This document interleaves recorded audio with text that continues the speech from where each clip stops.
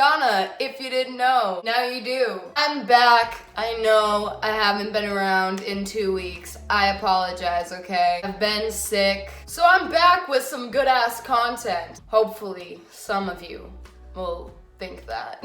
I was debating on what to record today. I was either gonna talk about my first car accident where I got hit by some dumbass bitch who had a baby in the car. That's a story for another day because I decided today would finally be the day that I tell my experience of being incarcerated in one of the worst jails in the United States. But I would do this for a couple reasons today. First of all, I thought you guys deserved it since I haven't been here in a couple weeks. And I've just been putting off telling it honestly because there's so many details and stuff I'm gonna have to think up. I haven't written anything down, so I'm gonna be sitting in front of my phone for a while thinking of details. I probably should have made a list because it was a really traumatizing experience for me and I have blocked a lot of it out. The whole thing was just a daze for me, but at the same time, it was really traumatizing. So I have some shit I would like to share. For anyone that lives down south or in Florida, in Polk County especially, for anyone who's in a domestic violence situation currently or will be in the future, the jail system is not on your side down there. First time I got arrested, I don't remember the exact dates, but both of these times were in Florida. The first was around July and the second was around August. And it was last year. Neither of these were really my fault, and I was in an extremely abusive relationship. I'm gonna try to keep the whole abusive shit out of it. I'm just gonna try to focus on more of my experience in the jail. It is coming up on October 5th to be a year of when my abuser choked the shit out of me and attacked me, and a couple months after that I ended it and I was free, and I'm extremely proud of that, and I always will be.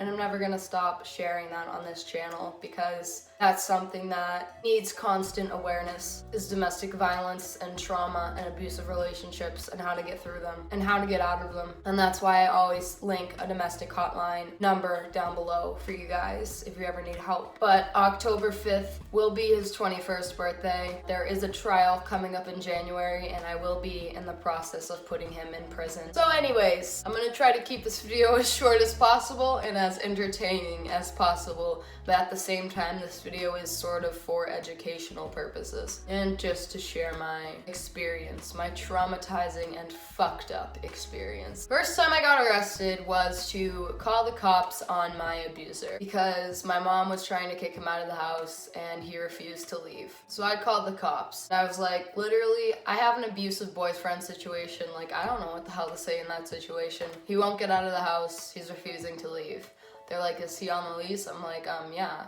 And then they're like, well, he doesn't have to leave. And at this point, he's beating the shit out of me and my mom. Like, being extremely abusive mentally and physically. And now he's downstairs. At this point, I thought he was on the phone with his dad, but he was on the phone with his cops. And I go downstairs and I take the phone from him and I try to like reason with him. Like, dude, you need to fucking get out. This is my mom's house. So the cops show up and they end up arresting me because they have the phone call of me fighting with him, trying to take his phone. They're so twisted. So they end up taking me to jail. And while I was there, my mom was trying to get his ass off the lease. I don't even remember what happened to him at this point. I try to shut as much of this out of my memory as possible. Let's start with booking. They don't bring you right to the jail, okay? They bring you to booking, where you need to take all your stuff, give it to them, put on these disgusting shoes that are never fucking sterilized, never fucking washed. They give your feet blisters. You can't keep your socks unless they're plain white. It is disgusting. It is freezing in this jail, by the way. Freezing. I thought I was gonna get hypothermia. They give you the thinnest sheet and the thinnest fucking blanket. You are told by the other inmates to put your fucking sheet over your blanket because it'll keep you warmer, but it does not do shit. You would be better off sleeping in the fucking snow because you would be no fucking colder or warmer.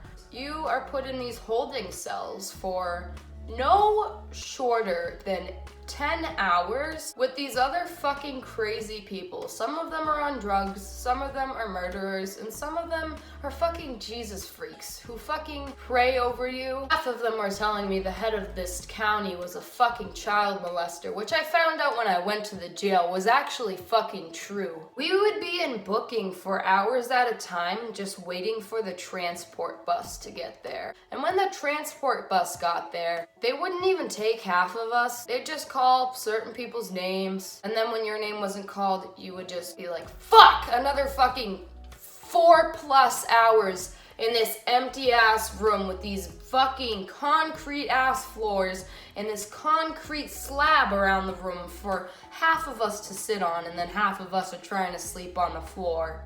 They give us this one sandwich that's not even a sandwich. It's like ass. I got so fucking tired. I couldn't sleep because I didn't have my meds. In the jail system, it takes 2 to 4 weeks for them to give you your meds.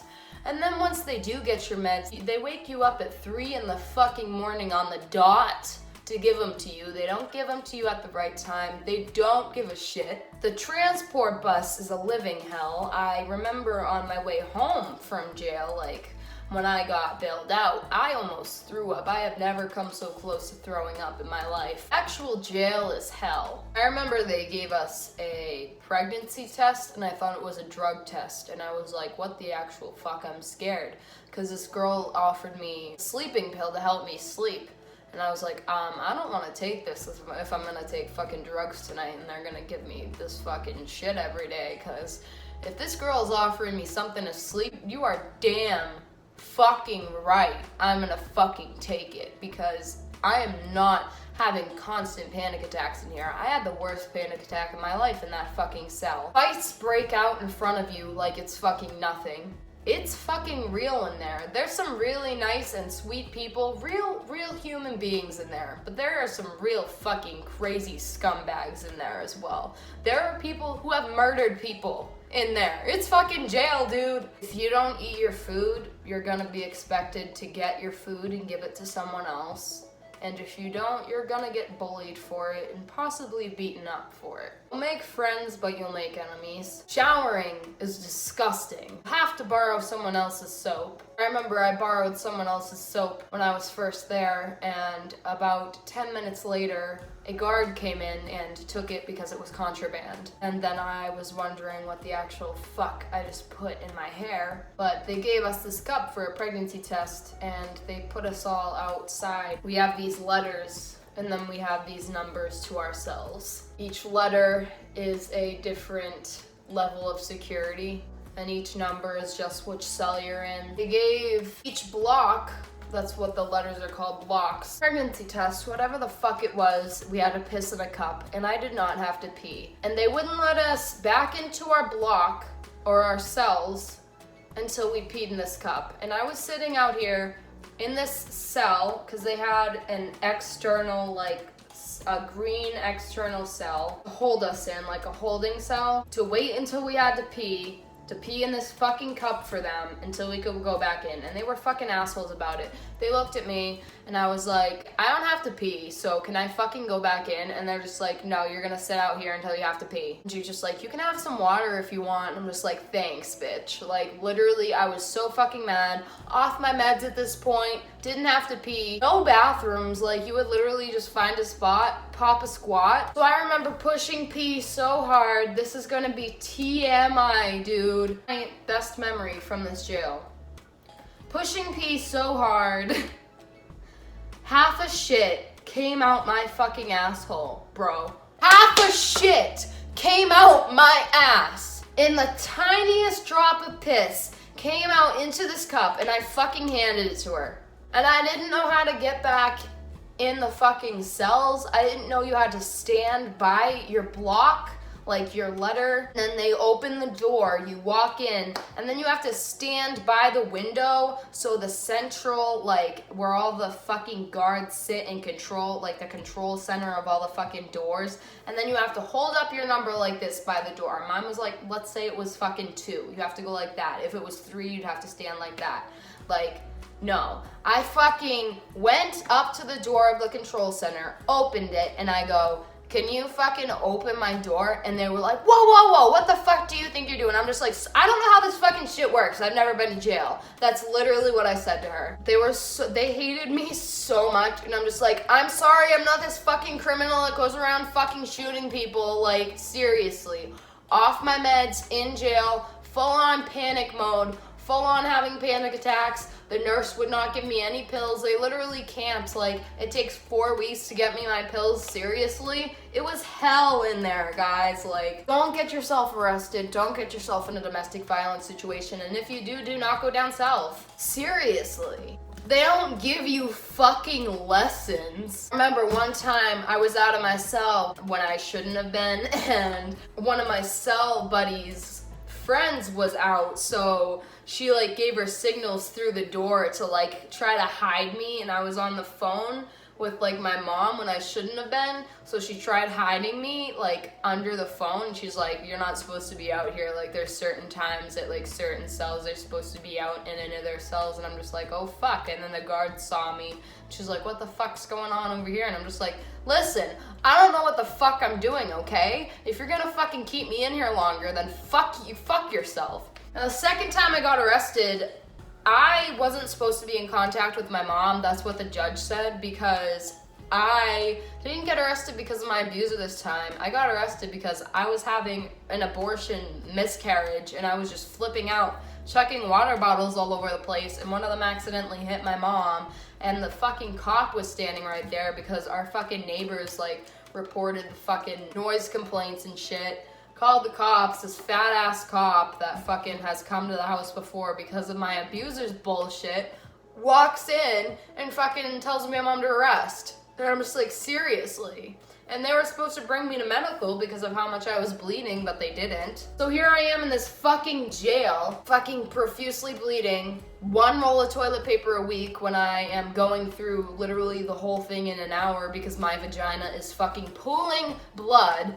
Borrowing pads from other people because these guards are refusing to give me more. So the guard told me I'm not supposed to have contact with my mom. So after that, we don't actually go to the fucking courthouse, by the way, unless it's for like our actual arraignment. We just fucking walk down and fucking video chat with them in this little fake ass court thing in the fucking jail. We just like walk down a little hallway, a bunch of fucking doors lock and shit, and we're all fucking chained up and shit. It's fucking crazy. It's just like, yeah, no contact, you can't be within 500 feet of her, blah, blah, blah, blah, blah, blah, blah. So I just fall on the floor and panic, because at this point, me and my dad aren't on like talking terms, we're not on good terms. Like, I just don't think I can call him at all because he's mad at us for moving to Florida. Like, I don't like him at this point, like all this shit. We're fine now.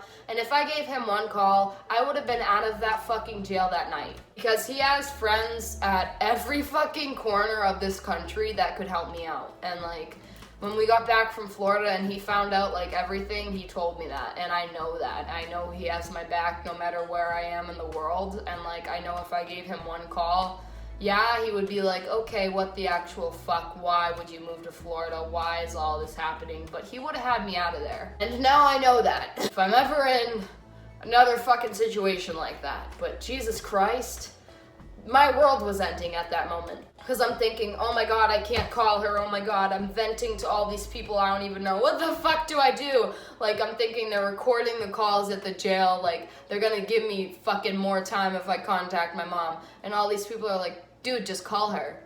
They just call her. So I call my boyfriend at the time, my abuser. You need to tell my mom to do this, and like, we need to be careful about this because I don't want to get in trouble, and like, blah, blah, blah, blah, blah. She ends up parking her truck down the street when she comes to get me, and then my abuser ends up coming up to like get me, and then we walk to her truck together, and it was like, crazy shit, guys. One good thing I got out of that is I can now piss and shit in front of people in an emergency. I'm probably leaving lots of stuff out, but I think you get the gist of it. My God, that was stressful to talk about. I have one more thing. Court. Second time I got arrested. Technically, I broke my conditions, I guess, for my bail. I think that's what it would be called. The second time I got arrested, I actually had to go down to the court. So transport would come and take me to my court date. Being transported to court from jail is the worst fucking thing ever because it is so